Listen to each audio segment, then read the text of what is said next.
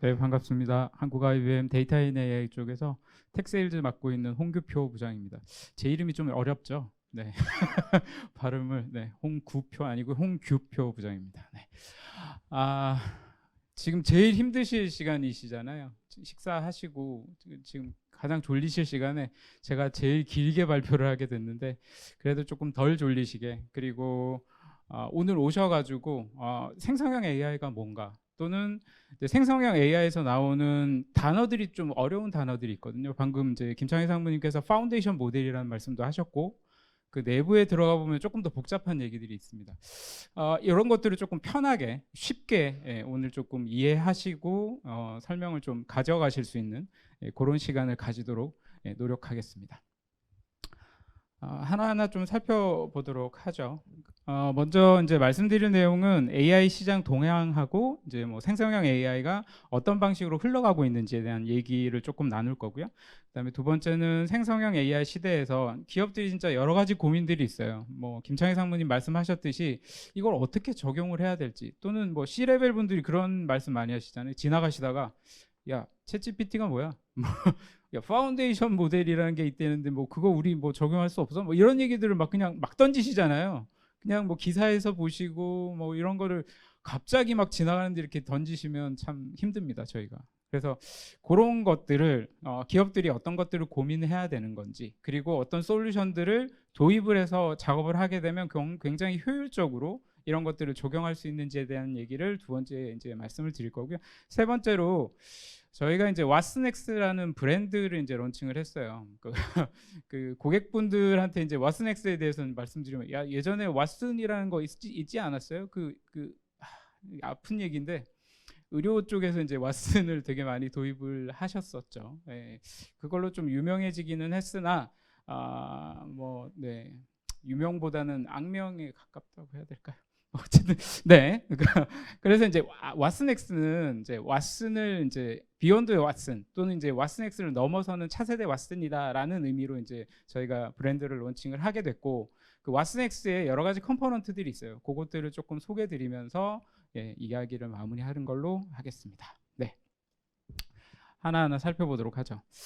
좀 전에 말씀을 드렸던 왓슨엑스라는 브랜드를 저희가 7월에 론칭을 했습니다. 왓슨엑스는 생성형 AI, 즉 제너레이티브 AI를 중심으로 해서 그 제너레이티브 AI를 원활하게 그 동작시키기 위한 몇 가지 컴포넌트들로 같이 구성이 되어 있거든요. 뒤쪽에서 보시면 이렇게 watsonx.ai라는 놈이 있고 watsonx.data, 그다음에 watsonx.governance라는 이제 세 가지 모듈로 만들어져 있습니다. 뒤에서 조금 상세하게 설명을 드리면요. 가장 밑바탕에 watsonx.governancera는 애가 있어요. 얘는 뭐냐면 전반적인 거버닝 체계들, 즉 어떤 식으로 통제를 할지, 어떤 식으로 얘네들을 컨트롤할지에 대한 컨트롤 타워 역할을 하는 게 watsonx.governancera는 놈이고요.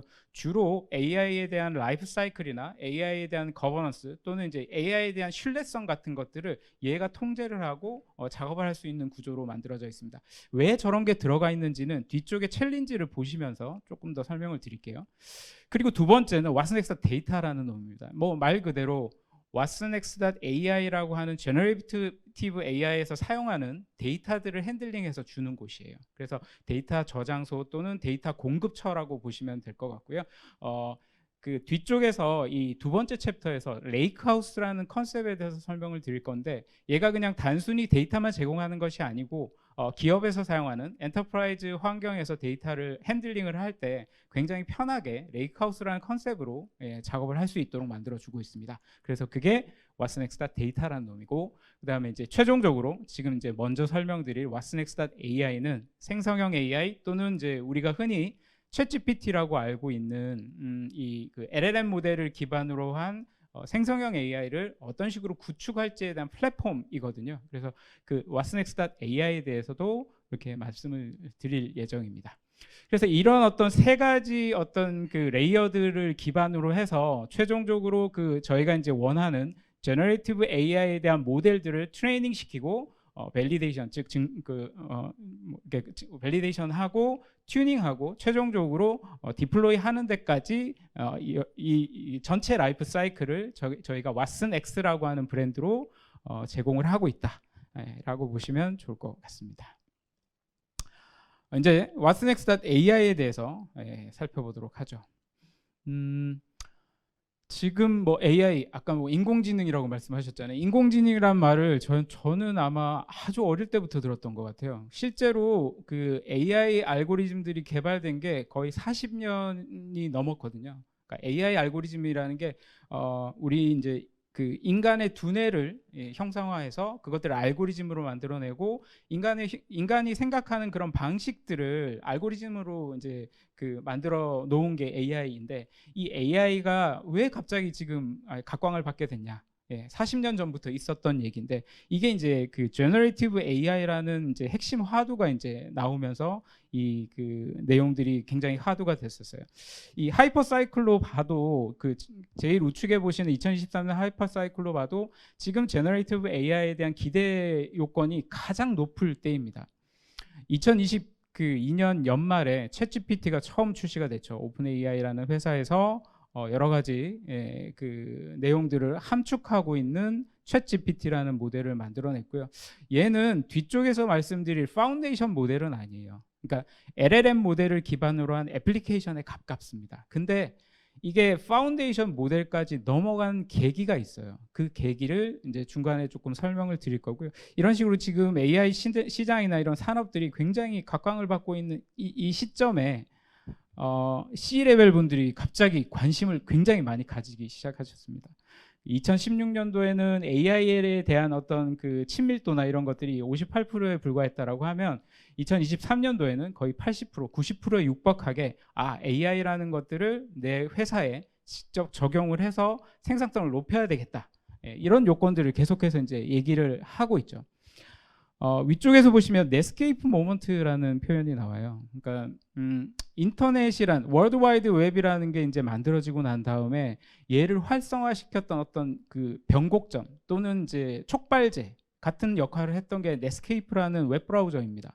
그러니까 지금은 뭐 크롬이나 뭐 파이어폭스나 뭐 여러 가지 웹 브라우저들이 나와 있지만 당시에는 넷스케이프가 유일했고, 이것들을 웹 브라우저를 이용을 해서 검색을 하다 보니까 월드와이드 웹이 굉장히 활성화가 됐죠.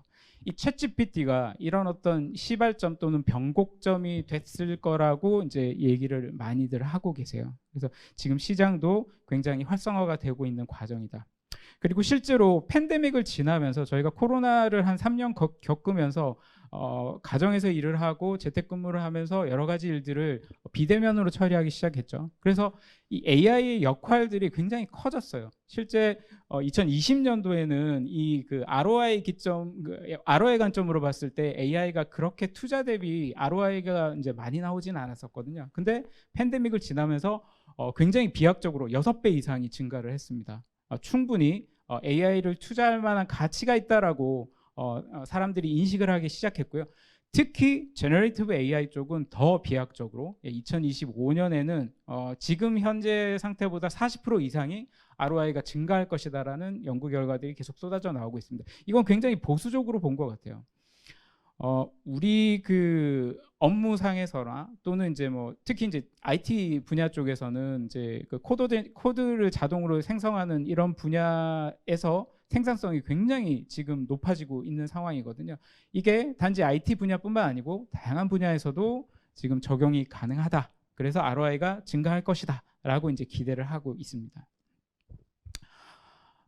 이제 파운데이션 모델이라는 것들을 얘기를 해볼 텐데요. 파운데이션 모델은 뒤쪽에서 한번 뭐 말씀을 드리겠습니다. 네.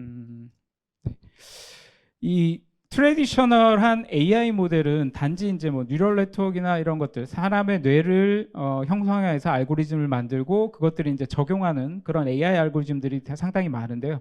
얘는 특성상 그 개별 사일로 형태로 따로따로 떨어져 있는 모델 형태가 대부분이에요. 그리고 이 트레이닝 같은 것들도 이 슈퍼바이즈드 트레이닝이라고 해서 사람이 개입을 해서 이 트레이닝을 하는 경우가 굉장히 많거든요. 그래서 이런 어떤 그 전통적인 방식의 AI에서 지금 파운데이션 모델로 넘어가고 있는 과정인데, 얘가 왜 중요하냐? 과거에는 사람 개입이 굉장히 많다 보니까 시간적으로 굉장히 시간과 비용을 굉장히 많이 써야 그래도 쓸만한 AI를 만들어낼 수 있었습니다. 근데 파운데이션 모델이라는 거는 미리 학습된 놈이에요. 그래서 아주 대규모의 데이터를 미리 학습시켜서 얘가 뭔가 범용적으로 쓸 수 있는 커다란 덩어리를 하나 만들어 놓은 겁니다. AI 덩어리를 만들어 놓고 얘는 그러니까 어떤 Q&A를 하더라도 대답을 어느 정도는 할 수 있는 구조로 일단은 프리트레이닝 된 모델을 만들어 놨기 때문에 장점에서 보시면 초기 비용 같은 것들이 굉장히 절감시킬 수 있고요. 빠르게 이것들을 개발해서 실제 배포할 수 있고 타임 투 마켓을 빨리빨리 처리를 할 수 있는 그런 장점들이 있기 때문에 파운데이션 모델이 지금 AI 모델의 가속화를 시키고 있다라고 볼 수 있습니다. 뭐 아래쪽에서 보시면 멀티태스킹 모델이라든지 이렇게 프리 트레이닝된 그 비지도 학습 기반의 데이터를 처리를 할 수 있기 때문에 아주 빠르게 데이터를 처리할 수 있고 AI를 적용할 수 있다. 그래서 지금 예전의 트레디셔널한 모델에 비해서 70% 이상의 에포트를 감소시킬 수 있다는 결과물들이 있습니다. 그래서 이 파운데이션 모델이 그 제너레이티브 AI를 가속화시키는 아주 큰 역할을 한 컨텐츠다라고 볼 수 있습니다. 오늘 그 제너레이티브 AI를 얘기를 하면서 두 가지 그 워드를 가지고 가시면 좋을 것 같아요. 첫 번째가 아까 방금 말씀드린 파운데이션 모델입니다. 파운데이션 모델은 미리 학습된 모델이고 그 학습된 모델을 기반으로 AI를 적용을 하면 빨리 적은 비용으로 아주 빠르게 우리 그 업무에 AI를 적용할 수 있다고 말씀드렸죠.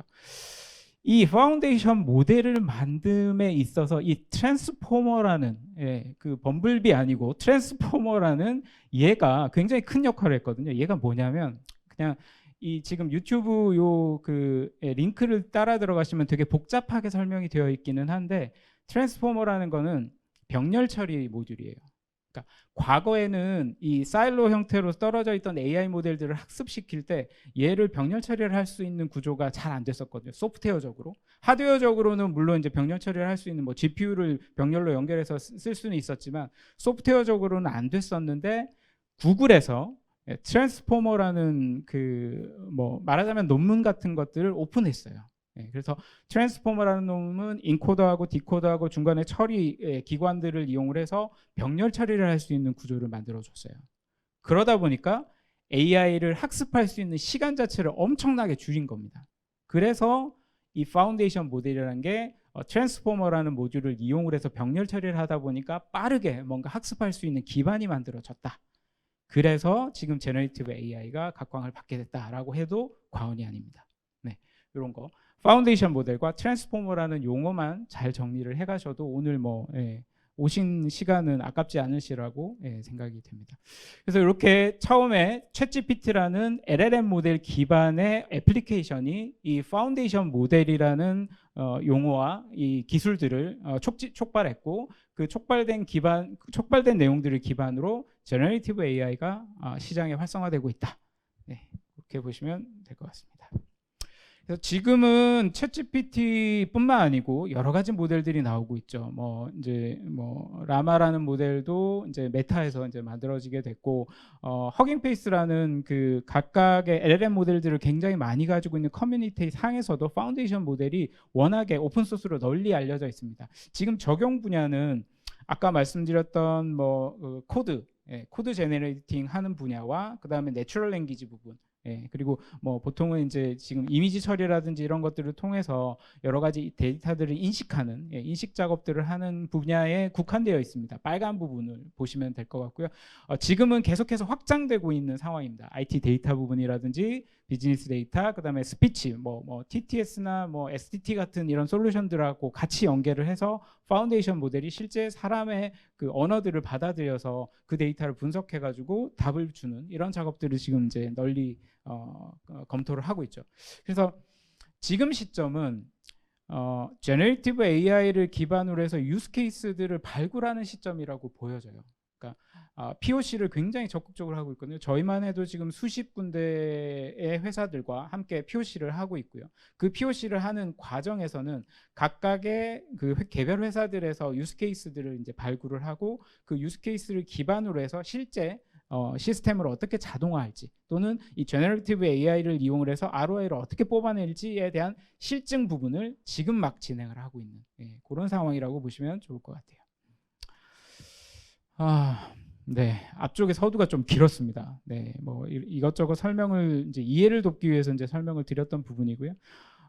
이 그 생성형 AI를 그러면은 우리 환경에 적용을 하려면 저희 C레벨 분들, 우리 사장님이 원하시는 야, 우리는 어떻게 적용하면 돼? 라고 했을 때 고려해야 될 사항들, 즉 이제 챌린지가 되겠죠. 도대체 제너레이티브 AI라는 게 있는데 그 챗GPT가 나왔을 때 문제점들이 되게 많았었잖아요. 막 그 삼성전자에서 어떤 이상한 연구원이 자기네들 데이터를 챗GPT로 넣어가지고 데이터가 유출되는 그 우스꽝스러운 이상한 사건들도 있었고 해프닝도 있었고, 이 데이터 유출이라든지 그다음에 그 생성형 AI가 이상한 기사들을 막 가짜 기사들을 만들어내죠. 유튜브에서도 마찬가지고 이런 가짜 기사들을 만들어내는 문제라든지 이런 여러 가지 챌린지들이 있어요. 그러면 실제 기업 환경에서는 되게 크리티컬한 데이터들을 다루고 계시잖아요. 그래서 기업 환경에서 제너레이티브 AI를 적용을 할 때 우리가 고려해야 될 사항들에 대해서 조금 살펴보도록 하겠습니다. 첫 번째가 보안이죠. 좀 전에 말씀드렸던 제가 삼성이라고 그랬나요? S사입니다. 삼성 아닙니다. S사에서 데이터가 유출이 됐었죠. 난리가 났었습니다. 신문지상에 나오고, 그리고 일부 국가에서는 챗GPT API를 막은 국가들도 있어요. 그러니까 내부에 있는 데이터들을 계속 자기네들 DB상에서 옮겨가지고 그걸 학습이라는 미명 아래 자기네들 데이터 쪽으로 다 가지고 오게 되죠. 그러면서 일부 국가들에서는 아예 챗GPT API를 막아버린 국가들도 있었어요. 근데 뭐 지금은 조금 풀렸다고는 하지만 어쨌든 이런 보안상의 이슈들, 그다음에 품질, 그다음 최신성 문제도 조금 있었죠. 근데 뭐 지금 최신성 문제는 챗GPT4가 나오면서 조금은 해소된 걸로는 알고 있지만, 과거 데이터들로 합습된 놈은 아무래도 이런 어떤 최신성이나 이런 것들을 유지하기가 조금 힘든 부분이 있습니다. 그래서 이런 문제점들, 보안이나 데이터 품질이라든지 그다음에 어떤 양질의 데이터를 조금 흡수해가지고 내 엔터프라이즈 데이터들을 빨리 학습시킬 수 있는 기반이 반드시 고려돼야 된다라고 볼 수 있고요. 두 번째는 아까 뭐 가짜 데이터를 이제 막 생산을 해낸다고 말씀드렸잖아요. AI가 거짓말도 합니다. 챗GPT한테 제가 과거에 뭐 지금은 이제 바로 잡아줬는지는 모르겠는데 제가 좋아하는 가수의 앨범을 추천해 달라고 챗GPT한테 물어봤었거든요. 근데 제가 모르는 이상한 가수의 막 그 공명들을 막 이렇게 내놓더라고요. 그래서 얘는 다른 가수 아니야?라고 물어보니까 예 맞습니다. 이 사람은 다른 가수입니다.라고 이제 막 이상한 소리를 막 하더라고요. 그래서 그런 어떤 그러니까 그거를 약간 전문 용어로 얘기하면 hallucination이라는 얘기를 해요. 환각 효과 또는 이제 AI가 만들어내는 거짓말, 이런 것들을 hallucination이라고 얘기를 하는데 이런 것도 상당히 문제가 많이 있습니다. 왜냐하면 뒤쪽에 보시면 이런 환각 효과에 의해서 만들어진 컨텐츠나 이런 것들을 책임지게 이제는 법적으로 이제 구속을 하게 되거든요. 그래서 이상한 그 AI가 만들어낸 뭐 예를 들자면 증권사에서 그 AI 알고리즘들을 이용을 해서 뭔가 추천 알고리즘을 통해서 얘를 추천을 했는데 실제 이제 이게 신뢰할 수 있는지를 잘 몰라요. 로보틱스를 이용을 해서 작업을 그러니까 물론 자기네들은 검증을 했다고는 하지만 거짓말은 내놓을 수도 있거든요. 그래서 그런 거에 대해서 만약에 그 소비자가 피해를 봤을 때 책임을 회사에서 져야 된다라는 법령들이 계속 만들어지고 있습니다. 그래서 이런 어떤 그 규제적인 측면, 법령적인 측면들도 상당히 이 AI 그 제너레이티브 AI를 생성함에 있어서 고려해야 할 아주 큰 중요 사항이라고 볼 수 있습니다. 세 번째, 비용이죠. 이 그 저희 사장님들이 제일 신경 써 하시는 비용 부분입니다. 지금 챗GPT 3 같은 모델을 만들어내기 위해서 한 일주일 정도, 2주 정도 학습을 시키는데 약 100억 정도가 든다라고 얘기를 합니다. 그러니까 보통 이제 엔비디아의 A100이라고 하는 GPU를 주로 이제 많이 사용을 하게 되고 최근에는 이제 그 A100에서 조금 다른 모델들로 넘어가고 있기는 하지만 그 GPU 모델들을 쓰는데 드는 비용이 거의 천문학적인 비용이 듭니다. 그래서 엔터프라이즈 데이터들을 가져다가 이거를 보통 이제 파인 튜닝이라는 작업을 거치게 되는데 그 파인 튜닝 작업을 거치는 단계에서 너무 많은 비용이 들어간다는 얘기죠. 그래서 그러면 비용을 조금 줄일 수는 없을까? 라는 고민을 당연히 하시게 되겠죠. 조금 지금보다는 한 10분의 1 또는 뭐 비합적으로 줄일 수 있으면 뭐 1%대라도 네, 이렇게 아주 작은 비용으로 제너레이티브 AI를 적용하시고 싶어 하실 겁니다. 그래서 이런 어떤 비용적인 측면을 줄일 수 있는 뭔가가 없을까라는 고민들이 이제 시장에 나오게 되는 거죠. 그래서 왓슨엑스가 앞쪽에서 얘기한 이런 챌린지들을 조금 고민을 해결해 보고자 여러 가지 이제 그 플랫폼을 만들어내게 됐는데요. 그 플랫폼 안에 녹아져 있는 것들이 앞서 보셨던 이런 고민들을 조금 해결할 수 있는 여러 가지 그 컴포넌트들이 들어가 있어요. 그렇게 보시면 좋을 것 같습니다. 비용적인 부분도 물론 줄일 수 있고 어떤 그 규제적인 부분이라든지 품질 이런 것 그리고 보안적인 측면 이런 것들을 다 함께 포괄해서 아스넥스가 조금 고민을 해결하고 있다라고 보시면 좋을 것 같아요. 그래서 하나씩 조금씩 살펴보도록 하겠습니다.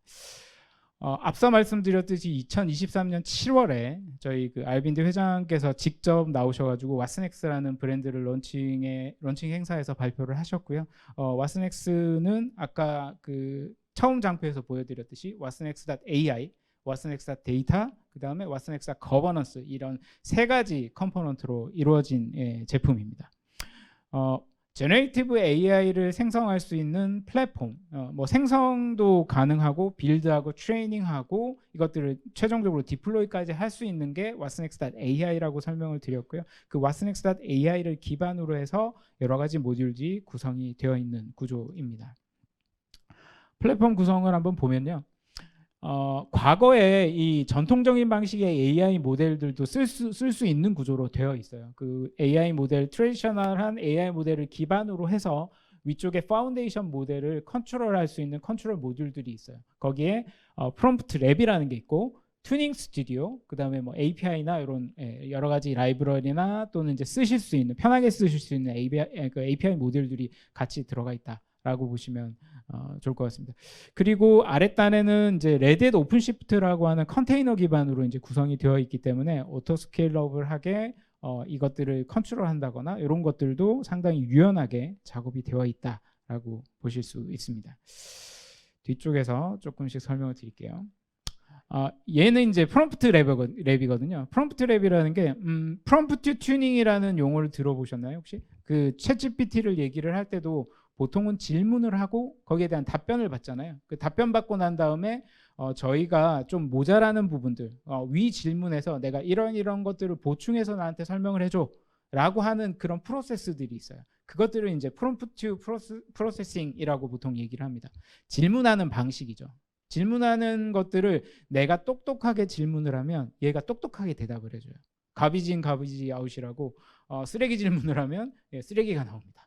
그래서 이렇게 프롬프트 랩에서는 무슨 역할을 해주냐면 챗GPT는 저희가 그 커뮤니케이션 할 수 있는 통로가 단지 채팅을 할 수 있는 채팅창밖에 없잖아요. 얘는 이 채팅창과 비교할 수 있는 비교 장표가 들어가 있어요. 즉 무슨 얘기냐면 내가 여러 가지 모듈들의 어떤 모델이 있습니다. 저기 지금 모델들이라고 모델스라고 해가지고 그 우측에 쭉 보이시는 저것들이 그 챗GPT 같은 모델들을 쭉 나열해 놓은 거거든요. 저희가 제공할 수 있는 모델이 지금 9가지, 10가지가 정도가 되는데 거기에 라마도 들어가 있고 GPT 모델도 들어가 있고 저희가 직접 개발한 그라나이트라는 모델도 들어가 있고 여러 가지 모델들이 들어가 있어요. 그래서 그러면 우리 환경에 어떤 모델이 맞는지는 아직까지 잘 몰라요. 그러면 프롬프트 랩에서 여러 가지 모듈들을 한 2-3가지를 선택해가지고 똑같은 질문을 던져봅니다. 그러면 얘가 도출하는 질문의 정답들이 우리 환경에 맞을 수 있잖아요. 그런 환경들을 선택할 수 있는 선택지를 프롬프트 랩에서 이제 만들어줄 수 있는 거죠. 그래서 모델들을 선택을 해서 여러 가지 테스트를 해보고 내 환경에 가장 적합한 모델을 선택하는 어떤 프로세스를 제공하는 그런 그 툴이 프롬프트 랩이라는 툴입니다. 그리고 튜닝 스튜디오는 말 그대로 이제 튜닝을 할 수 있는 그런 구조를 제공을 하는 모듈이라고 보시면 될 것 같고요.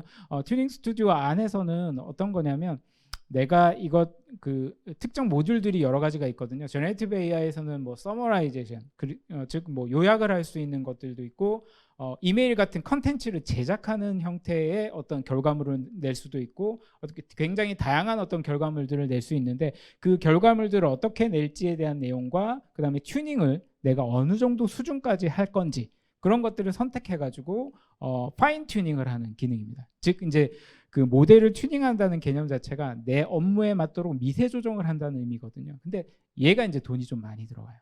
예, 그 미세 조정까지 할 때 돈이 좀 많이 들어가게 되는데 IBM에서는 이 왓슨엑스 AI에서 멀티 프롬프팅 튜닝을 이 그 제너레이티브 AI를 학습시킬 때 조금 더 저렴한 비용으로 학습시킬 수 있도록 여러 가지 모듈들이 같이 마련되어 있거든요. 그래서 조금 더 이제 자세히 들어가게 되면 조금 복잡한 얘기긴 하지만 결국은 같은 비용, 그러니까 비용을 조금 적게 들이면서도 미세 조정에 가깝도록 튜닝을 할 수 있는 기능들이 여기 들어가 있다고 보시면 됩니다. 예, 그래서 여기 보시면 모델의 전체적인 파인 튜닝 없이도 낮은 실행 비용으로 미세 조정에 가까운 결과를 얻을 수 있는 구조를 왓슨엑스.AI가 제공한다라고 이제 생각하시면 이해가 빠르실 것 같습니다. 그리고 아까 이제 트래디셔널 AI 부분들도 충분히 이제 제공을 한다고 말씀을 드렸던 게 이렇게 이제 데이터 사이언스 부분이나 MLOps 같은 것들도 저희가 오토 AI 기능까지도 왓슨엑스.AI가 같이 이제 그 제공을 할 수 있기 때문에 제너레이티브 AI에서 생성해낼 수 없는 어떤 AI 모델들도 같이 접목해서 작업을 할 수 있는 구조입니다. 이거는 이제 그 가상 데이터를 합성하는 작업인데요. 아무래도 이 제너레이티브 AI에는 많은 데이터가 들어가기 때문에 실제 그 내부에서 쓰는 데이터뿐만 아니고 다양한 데이터를 넣어야 되거든요. 근데 그 데이터가 존재하지 않을 때도 있습니다. 그래서 일부 샘플 데이터를 집어넣어서 가상의 데이터를 얘가 안에서 만들어줄 수도 있어요. 그래서 요 가상 데이터를 만들어주는 그런 기능들도 왓슨엑스.AI 안에 들어가 있습니다. 그래서 이 왓슨엑스.AI는 이 프리 트레이닝된 파운데이션 모델을 이용하는 여러 가지 툴들을 제공을 하고 있는데 첫 번째가 프롬프트 랩이라는 놈이었죠. 프롬프트 랩에서는 그러니까 질문들을 던지고 내가 모델을 선택을 하고 그 모델 안에서 최적화를 할 수 있는 굉장히 비용을 적게 들이면서 조금 약간 미세 조정보다는 조금 덜하지만 프롬프트 랩을 통해서 저렴하게 작업을 할 수 있는 그런 공간들을 제공하는 게 프롬프트 랩이고요. 그다음에 튜닝 스튜디오는 아까 이제 말씀드렸듯이 미세 조정까지는 아니더라도 어떤 그 테크니컬한 어떤 우리 그 기술을 이용을 해서 미세 조정에 가깝도록 데이터들을 핸들링을 하고 그런 것들을 조정할 수 있는 저비용으로 튜닝을 할 수 있는 그런 기능들을 제공하는 게 튜닝 스튜디오다. 그렇게 보실 수 있습니다. 그래서 뭐 로드맵은 지금 저희가 왓슨엑스.AI는 아직까지는 그 온프레임 환경에서는 구동을 할 수 없는 구조이거든요. 근데 11월 말에 그 온프레임 환경에서 직접 그 데이터를 핸들링 하실 수 있는 환경들을 제공하려고 하고 있습니다. 이게 이제 뭐가 중요하냐면 결국은 보안성이거든요. 챗GPT라든지 지금 뭐 바드나 또는 이제 뭐 구글이나 MS에서 제공하는 이런 그 제너레이티브 AI 모델들이 대부분은 클라우드 상에서만 제공을 하고 있어요. 그러다 보니까 아무래도 보안성의 문제가 있는데 클라우드 업체들은 뭐 이렇게 굉장히 이제 격리된 사일로 형태의 저장소를 주고 그것들을 핸들링할 수 있게 해주겠다라고 하지만 고객들은 그렇지는 않잖아요. 그래서 IBM 쪽에서는 온프레임 환경에서도 이 챗GPT 모델 같은 LLM 모델이나 제너레이티브 AI 모델들을 핸들링할 수 있는 그런 구조로 저희가 제공을 하고 있습니다. 그래서 어플라이언스 형태라든지 또는 이제 하드웨어에 직접 탑재해서 이런 모델들을 작업할 수 있는 구조를 저희가 11월 말에 제공할 수 있다라고 말씀드릴 수 있습니다. 네, 보통 이제 왓슨엑스 AI를 이제 발표하러 가면 그래서 다 알겠고 너희들은 무슨 모델을 제공할 수 있는데?라는 이제 질문들을 되게 많이 하세요. 질문에 대비해서 미리 이제 넣어놨습니다. 그래서 저희는 지금 검증된 모델들을 저희가 9가지 정도를 넣어놨거든요. 이제 뭐 이렇게 기능들이 쭉 들어가 있는데 뭐 Q&A 모델이나 좀 그 컨텐츠를 생성하는 거, 그 다음에 데이터를 추출하는 거, 그 다음 요약하는 거, 그 다음에 이제 그 그룹화 시켜가지고 데이터를 이제 따로따로 모아주는 이런 이제 기능들을 한 5가지 정도로 요약해 볼 수 있는데 그 기능들에서 각각의 모델들을 이제 저희가 넣어놨고요. 라마2 모델은 이제 메타라는 업체, 즉 이제 예전에 페이스북이죠. 페이스북에서 만들어 놓은 라마2 모델이 들어가 있고 G로 시작하는 그라나이트 모델이 저희가 2개 정도를 제공을 하고 있는데 이 모델은 지금 이제 저희가 제공하는 모델입니다. IBM에서 직접 제공하는 모델들이고요. IBM에서 제공하는 모델들의 특징을 조금 한번 말씀을 드리려고 합니다. 네, 시간 관계상. IBM은 굉장히 이 제너레이티브 AI 쪽의 알고리즘들을 엄격하게 접근을 하고 있어요. 첫 번째는 이 테크니컬한 부분인데 일단은 모델 퍼포먼스가 좋아야 되겠죠. 그 다음에 여러 가지 연구 결과물들을 같이 반영을 해주고 특히 윤리하고 법률적인 것들 이런 것들을 굉장히 신경 써서 저희가 프로세스 상에 넣어놨어요. 그래서 저희 모델들은 항상 그 AI 가드레일이라는 뭐 기능들이 같이 이제 접목이 되어 있는데 그런 것들이 AI가 이런 어떤 그 걸러내지 않는 이상한 어떤 표현들 또는 이제 법률적으로 위해가 되는 소지들 뭐 바이어스라든지 이런 것들 있잖아요. 뭐 그냥 예를 들자면 AI를 사람을 뽑는데 HR에 적용을 했는데 특정 백인들만 계속 뽑았어요. 그러면 이제 이 흑인들에 대한 어떤 인종차별적인 어떤 편향성을 가지고 있잖아요. 이런 것들은 법률상에 걸리거든요. 그런 것들을 그러니까 그런 것들에 대한 편향성이나 이런 것들을 없애주는 이런 프로세스를 저희 모델들에 들어가 있다라고 보시면 될 것 같고 전체적인 그 모델을 평가하는 워크플로우가 저렇게 이제 10가지 정도로 나뉘어져 있습니다. 그래서 문서를 검토하고 모델 정보들을 팩트 시트 같은 것들로 정리를 해서 벤치마크 테스트도 하고요. 내부 IBM어들이 직접 베타 테스트를 해서 상업적으로 적용을 가능한지 그런 부분들도 평가를 하고 기타 등등 사용 사례라든지 교육 데이터라든지 인프라 같은 것들도 전체적으로 테스트를 해서 저희가 접목을 하고 있다라고 볼 수 있습니다. 그래서 IBM의 모델들은 이런 오픈형 형태 그리고 굉장히 믿을 수 있는 데이터들을 기반으로 해서 만들어진 기업용 모델이다. 라고 보실 수 있고 그것뿐만 아니고 지적재산권 보호라든지 이런 모델 생명주기라든지 이런 여러 가지 AI에 관련된 수명주기를 관리할 수 있는 툴들도 같이 들어가 있는 모델이다 라고 보시면 될 것 같습니다. 그래서 뭐 요거는 이제 뭐 단편적인 비교인데요. 파이낸셜 쪽에 그라나이트 모델이 이제 지금 13B라고 보이시죠? 그라나이트 13B라고 보이시는 저게 파라미터 안쪽에서 모델이 이제 그 가중치를 가지고 있는데 어떤 의사결정을 할 때 저 파라미터가 많으면 많을수록 복잡한 의사결정을 할 수 있다라고 얘기를 이제 생각을 하시면 되는데 이 13빌리언하고 70빌리언은 거의 뭐 4-5배 차이가 나겠죠. 근데 성능적으로 봤을 때 저희가 굉장히 정제된 데이터를 기반으로 트레이닝을 했기 때문에 70빌리언 모델의 성능을 낼 수 있는 구조입니다. 이게 무슨 얘기냐면 똑같은 비용을 쓰더라도 훨씬 더 퍼포먼스가 뛰어난 모델을 저희가 가지고 있다라는 얘기로 들으셔도 돼요.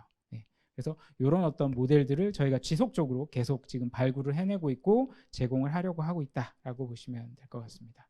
그래서 뭐 이런 비교들이 나와 있는데 그라나이트 모델이 되게 그 규모가 작음에도 불구하고 라마2하고도 성능이 거의 비슷한 수준의 그 모델을 저희가 이제 만들어냈다라고 이제 말씀드릴 수 있습니다. 그것뿐만 아니고 레드햇에서 오픈시프트 기반의 AI 모델들도 있거든요. 그래서 IBM이 이것도 동시에 같이 이제 제공을 할 수 있습니다. 네. 서머리를 조금 해보자면요. 기업들은 여러 가지 고민들을 가지고 계세요. 왼쪽에 보시는 데이터 보안적인 측면이나 품질이나 또는 이 최신성을 반영할 수 있는 제너레이티브 AI를 만들 수 있느냐. 두 번째로 투명성, 그다음에 뭐 신뢰성, 그다음에 헐루시네이션이라고 하는 환각 현상 이런 것들 그리고 규제를 좀 극복할 수 있는 부분들이 제너레이티브 AI를 포괄하고 있느냐. 그리고 비용적인 측면. 그래서 왓슨엑스.AI는 이런 어떤 고객들의 기본적인 고민들을 조금 해결하려고 계속해서 지금 노력하고 있는 플랫폼이라고 보시면 될 것 같고 저희가 이제 고려사항이라고는 했지만 왓슨엑스.데이터가 저렇게 그 오른쪽에 보이시는 1, 2, 3번을 다 가지고 있다. 뭐 하이브리드 환경 또는 온프라미스 환경에서도 왓슨엑스.데이터를 디플로이 하실 수가 있고 AI 거버닝 측면이라든지 규제 대응이라든지 이런 것들도 왓슨엑스.AI에서 직접적으로 만들어 주실 수 있는 부분이고요. 그 다음에 이제 비용 효율적인 어떤 모델, 아까 말씀드렸죠, 프롬프트 랩이라든지 그 튜닝 스튜디오 같은 이런 툴들을 이용을 해서 비용 대비 효과를 굉장히 뽑아낼 수 있는 그런 툴들을 제공할 수 있다라고 생각이 됩니다. 그래서 뭐 저희가 잘났다는 얘기고요. AI 여정에서 이제 저희가 항상 그 테크 리더 쪽에 이제 위치를 하고 있거든요. 이건 거짓말은 아니고요. 네, 저희가 잘하고 있습니다. 네. 지금 이제 요거는 유스 케이스들을 이제 쭉 넣어놨거든요. 간단하게 한번 살펴볼까요? 이게 그 보험사에서 자동차 사고가 났을 때 이렇게 리스트들이 쭉 올라오거든요. 이 제너레이티브 AI를 이용을 해서 얘들을 처리하는 프로세스가 보통은 그러니까 사용자라고 하면 이제 보험 설계사들이죠. 그러니까 보통 출동을 하셔가지고 사고가 어떻게 났는지 사진을 찍고 경위서를 막 작성을 합니다. 그러면 이제 이런 경위서가 나오게 되겠죠. 예. 근데 그 텍스트 형식으로 그냥 쭉 뭐 언제 사고가 났고 누가 사고를 냈고 어떤 정도로 파손이 됐고 이제 그 사람은 다쳤고 안 다쳤고 뭐 이런 얘기들이 쭉 적혀 있겠죠. 근데 우리가 정말로 그 사무실에서 원하는 포맷은 이런 포맷이겠죠. 케이스 넘버 생성하고 그다음에 뭐 이제 모델들이나 이런 것들을 이 그 텍스트 내용에서 쭉 뽑아다가 저쪽에서 정리를 해서 서머라이제이션 기능과 컨텐츠 기능이 두 개가 동시에 이제 결합되어 있는 구조라고 보시면 되죠. 그래서 제너레이티브 AI를 한번 통과시키고 나면 오버뷰까지는 쭉 설계가 되고요. 아래쪽에 스텝 2 요 지금 이제 프로세스, 자기네들 내부 프로세스를 얘기하는 거거든요. 그래서 스텝 바이 스텝으로 내가 어떤 절차를 처리해야 되는지 다 체크해 볼 수 있도록 이렇게 프로세스가 만들어져 있습니다. 보통은 이 제너레이티브 AI를 얘기를 할 때 RAG라는 기능들을 얘기를 하거든요. 이게 그 기업 내부에 있는 자기들만의 독특한 크리티컬한 프로세스나 데이터들을 어떤 그 제너레이티브 AI하고 연계해가지고 처리를 하는 그런 구조인데 이런 부분들이 RAG를 이용을 해서 작업을 할 수 있는 부분이겠죠. 네. 그래서 이 보험사들에서 젠 AI를 이용을 해서 이렇게 이제 작업을 하실 수 있다라고 볼 수 있고, 그다음에 이제 이메일들을 이제 만들어낼 수 있죠. 내가 특정 키워드 몇 가지만 내주면 얘가 이메일을 자동으로 생성을 하게 됩니다. 그래서 뭐 예를 들자면 고객명, 그 다음에 내가 쓰고 싶은 어떤 내가 왓슨엑스.ai에 대한 그 마케팅을 하고 싶다. 왓슨엑스.ai 마케팅, 그 다음에 클라이언트들의 어떤 반응을 보고 싶다. 이런 몇 가지 단어들만 딱 던져주면 얘가 알아서 이제 자동으로 이메일을 만들어주고, 보통 콜드콜이 이메일로 많이 가게 되죠. 그래서 그 콜드콜에서 조금 더 그 고객들을 조금 후킹할 수 있는 여러 가지 장치들을 얘가 자동으로 만들어주는 그런 구조로 되어 있습니다. 그리고 저희가 이제 그 왓슨엑스 AI가 왜 그 제너레이티브 AI의 그 파인 튜닝처럼 우리가 핸들링을 할 수 있느냐라는 이제 구조가 이런 부분이거든요. 실제 파인 튜닝은 내부에 있는 그 가중치들을 그 변경하는 작업이에요. 그래서 몇십억 단위의 가중치들을 조정을 하기 때문에 비용이 많이 드는 거거든요. 근데 여기서 말하는 모델 파라메타, 이 파라메타 조정 부분들이 있죠. 그러면 이 외부에서 파라메타를 조정할 수 있거든요. 그게 뭐냐면 각각의 레이어들이나 그 모델에서 몇 단계 레이어를 설정을 할지 이런 것들은 외부에서 설정을 할 수 있어요. 그래서 그런 파라메타들을 조정을 함으로써 우리가 굳이 파인 튜닝을 안 하더라도 비용 효율적으로 모델들을 조정할 수 있는 그런 구조들을 같이 이제 접목해서 만들어 줄 수 있는 거죠. 그래서 외부에서 저런 것들을 조정을 하실 수도 있는 구조로 되어 있다. 볼 수 있습니다. 데모는 시간 관계상 조금 혹시나 시간이 조금 남으면 데모를 보여드리도록 하고요.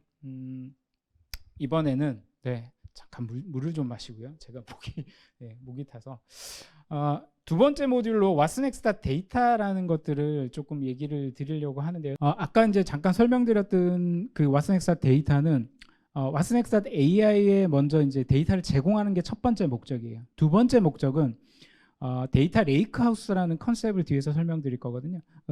기업에서 사용하는 데이터들이 굉장히 다양한 데이터들이 많습니다. 실제 지금 그 데이터 웨어하우스, 즉 오라클 엑사라든지 저희 네티자 엔진이라든지 또는 이제 여러 가지 이제 데이터 웨어하우스 엔진들이 굉장히 많죠. 그런 것들을 이용을 해서 처리하시는 부분이 데이터 웨어하우스인데, 데이터 레이크라는 놈도 있어요. 데이터 레이크는 흔히 이제 하둡이라는 시스템이 대부분 이제 데이터 레이크 부분이죠. 그래서 데이터 레이크의 특징과 데이터 웨어하우스의 특징 중에 장점만을 뽑아서 만들어 놓은 게 왓슨엑스 데이터고, 그게 레이크하우스라는 컨셉입니다. 그래서 그 레이크하우스라는 컨셉을 이용을 해서 어떻게 데이터를 핸들링할 수 있는지 얘기를 좀 드리도록 하겠습니다. 그래서 조금 전에 말씀드렸듯이 저희 기업에서 사용하는 시스템들은 되게 다양한 시스템들이 있어요. 데이터 웨어하우스 시스템이라는 게 있고 데이터 레이크 시스템이라는 게 보통 있습니다. 데이터 웨어하우스 시스템은 정보계 시스템으로 많이 사용을 하시죠. 그리고 데이터 레이크는 정보계 시스템 옆에 분석계 시스템을 조금 이제 많이 사용을 하시는데 보통 하둡이나 그런 것들을 이용을 해서 R이나 파이썬 같은 분석 툴을 같이 이제 접목해서 사용하실 때 데이터 레이크를 이제 많이 사용하시게 됩니다. 그리고 최근에 이 클라우드 상에서 데이터 웨어하우스 서비스를 제공하는 업체들이 굉장히 많아졌어요. 특히 뭐 말씀드리면 뭐 이거는 뭐 예, 그분들을 선전하는 건 아니까 뭐 스노우플레이크나 데이터브릭스나 요즘 그 국내 업체들도 이 그 클라우드 상에서 데이터 웨어하우스를 제공하는 업체들이 상당히 많아졌어요. 예. 근데 결국은 얘네들이 여러 가지 문제점을 안고 있습니다. 데이터 웨어하우스는 비싸죠. 엄청 그 고비용의 데이터 웨어하우스인데 처리 성능이 굉장히 빠릅니다. 예. 장점과 단점을 이제 동시에 가지고 있고요. 데이터 레이크는 비용은 조금 저렴합니다. 데이터 웨어하우스에 비해서 저렴한데 사용성이 되게 복잡해요. 그리고 유지 보수가 힘듭니다. 왜냐하면 하둡 같은 시스템이 되게 여러 가지 컴포넌트를 같이 사용해서 하는 시스템이다 보니까 그 기술 테크가 굉장히 복잡하게 되어 있거든요. 보통 하둡 시스템을 다룰 때 한 17가지에서 18가지 정도의 오픈소스가 같이 쓰이고 있거든요. 그러다 보니까 유지보수 비용이라든지 핸들링할 때 굉장히 이제 좀 복잡성이 높아지는 그런 부분이 있습니다. 그 대신에 굉장히 다양한 데이터를 담을 수 있죠. 네, 그래서 데이터 레이크를 분석계 시스템으로 상당히 사용을 많이 하고 계십니다. 그래서 이런 어떤 고민들을 데이터 레이크 하우스라는 놈으로 해결할 수 있지 않을까라는 접근 방식이 있어요. 그게 최근에 이제 업체들 중에는 데이터브릭스라는 업체가 이 레이크 하우스라는 시스템을 이제 론칭을 해서 굉장히 오랫동안 서비스를 해오던 업체이기도 하고요. 그래서 데이터 웨어하우스의 퍼포먼스와 데이터 레이크의 다양한 데이터를 담을 수 있고 그다음에 분석까지 할 수 있는 이런 요건들을 이 데이터 레이크 하우스라는 컨셉으로 지금 이제 시장상에서 많이 얘기가 되고 있는 과정입니다. 그래서 여기에서 그 레이크 하우스에서 핵심적인 그 테크니컬한 요소가 이게 뭐냐면 컴퓨팅 파워와 스토리지를 완전히 분리해서 이제 사용한다라는 개념이죠. 예전에는 이 데이터 웨어하우스든 데이터 레이크든 스토리지하고 컴퓨팅 파워는 항상 붙어 있었습니다. 그래서 확장성의 문제라든지 데이터 중복성의 문제가 계속해서 발생하는 구조였어요. 근데 레이크하우스에서는 되게 중요한 컨셉 중에 하나가 컴퓨팅 파워와 스토리지를 완전히 분리한 리모트 형태의 스토리지를 사용한다는 데 있습니다. 이렇게 하면 데이터 중복성을 굉장히 줄일 수 있어요. 그래서 이런 어떤 그 투티어 형태, 멀티티어 형태의 작업들이 데이터 관리 아키텍처의 이제 주류가 되고 있는 상황이고 레이크하우스 아키텍처도 마찬가지로 이렇게 스토리지와 실제로 구동하는 엔진 자체를 완전히 떨어뜨려 가지고 작업을 할 수 있도록 만들어져 있습니다. 그래서 아까 말씀드렸던 데이터 웨어하우스의 장점인 대규모의 데이터를 퍼포먼스 있게 처리하는 부분도 커버가 되고 그다음에 데이터 레이크에서 다양한 데이터를 담을 수 있다라고 말씀드렸잖아요. 그 부분이 오브젝트 스토리지를 이용해서 여러 가지 형태, 비정형이나 반정형이나 또는 이제 뭐 정형 데이터까지 같이 포함해서 이렇게 이제 만들어 놓을 수 있는 이런 구조를 제공하는 게 레이크하우스의 핵심적인 테크니컬한 구성 요소입니다. 그래서 이렇게 나뉘어 놓으면 뭐가 장점이냐면 아까 이제 한 가지는 말씀드렸지만 데이터 중복을 굉장히 줄일 수 있습니다. 데이터 중복을 줄일 수 있고 이런 그 하나의 데이터를 그러니까 싱글 포인트로 액세스함으로써 여러 가지 다양한 데이터들을 고객은 하나의 뷰만 바라볼 수 있거든요. 그래서 유지 관리 비용이라든지 복잡성이 굉장히 떨어질 수 있는 그런 구조를 제공하는 게 레이크하우스다라고 이제 말씀드릴 수 있습니다. 아까 뭐 쭉 설명드린 건데요. 결국은 데이터 레이크의 장점인 다양한 데이터들, 스트럭처드 데이터나 언스트럭처드 데이터를 다 포괄할 수 있는 부분, 그 다음에 머신러닝이나 이런 기법들을 이용해서 분석할 수 있는 분석계로 사용된다고 말씀드렸는데 그런 장점들을 레이크하우스 컨셉에서도 가지고 왔고요. 그 다음에 데이터 웨어하우스의 퍼포먼스, 굉장히 성능이 좋죠.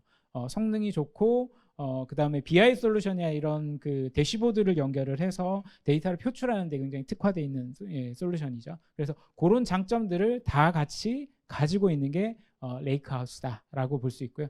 근데 이게 이제 뭐 저희가 이제 마케팅적인 용어로는 데이터 웨어하우스만큼 이제 뭐 성능을 뽑아낼 수 있다라고 하지만 저는 이제 테크니까 솔직하게 말씀드리면 얘의 어떤 그 퍼포먼스를 완벽하게 구현하기는 힘들어요. 그렇지만 한 80% 이상 정도, 그리고 다양한 데이터들을 담기에도 조금은 부족하지만 굉장히 적절하게 밸런스를 맞춘 솔루션이다라고 보시면 될 것 같아요. 그래서 데이터 웨어하우스의 어떤 트랜잭션 처리나 또는 대규모 데이터를 한꺼번에 핸들링하는 것도 가능합니다.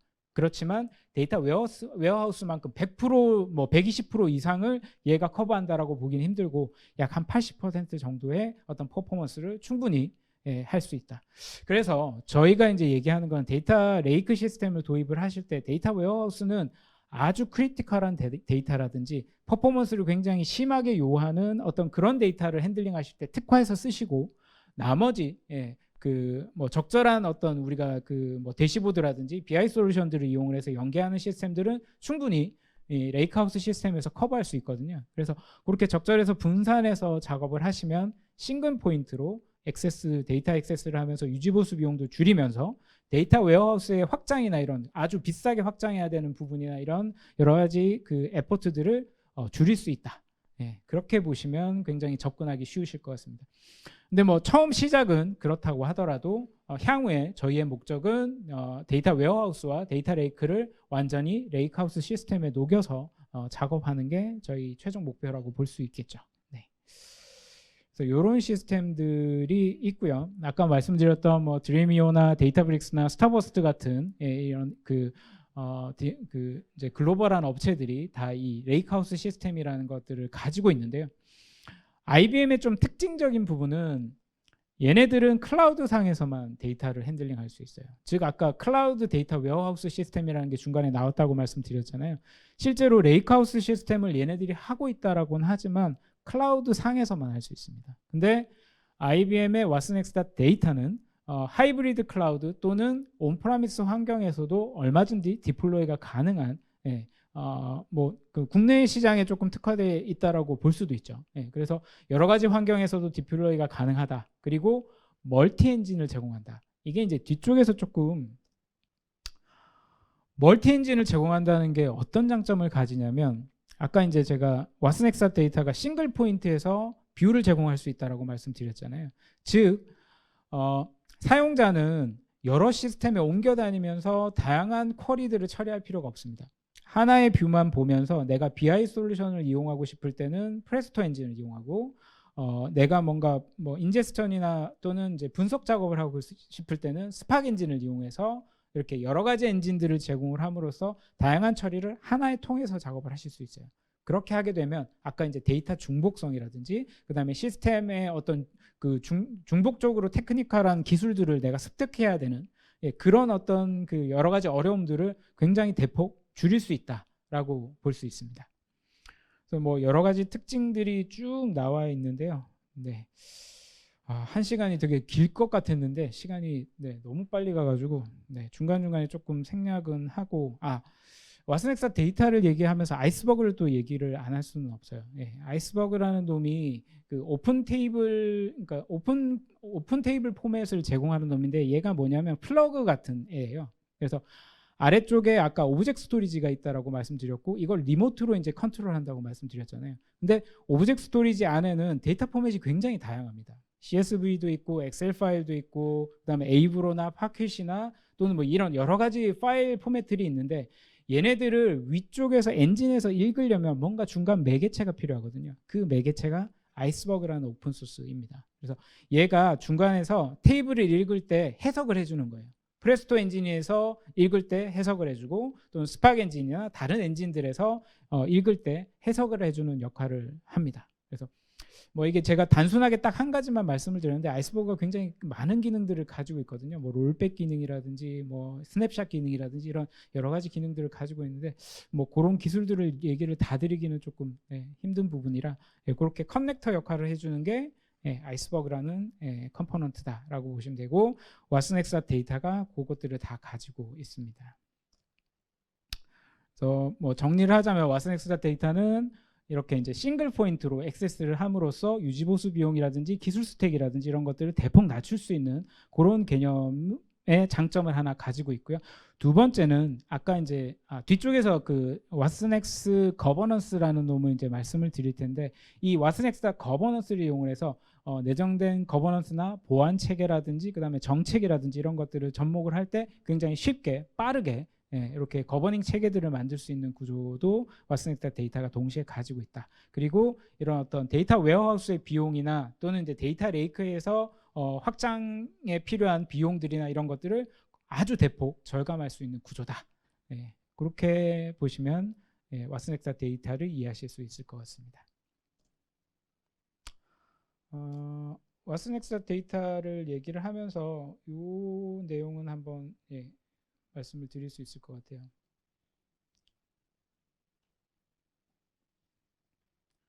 얘는 무슨 기능이냐면 시멘틱 서치라는 기능이에요. 시멘틱 서치라는 게 여기 이제 제너레이티브 AI가 들어가 있거든요. 왓슨엑스 데이터 안에. 그래서 왓슨엑스 데이터 내에서 내가 처리하고 싶은 것들을 분석가분들이나 또는 일반 사용자들은 쿼리를 잘 모르시잖아요. 쿼리를 몰라도 내가 클라이언트 관련된 데이터들을 좀 뽑아줘 라고 커스터머라고 돼 있죠.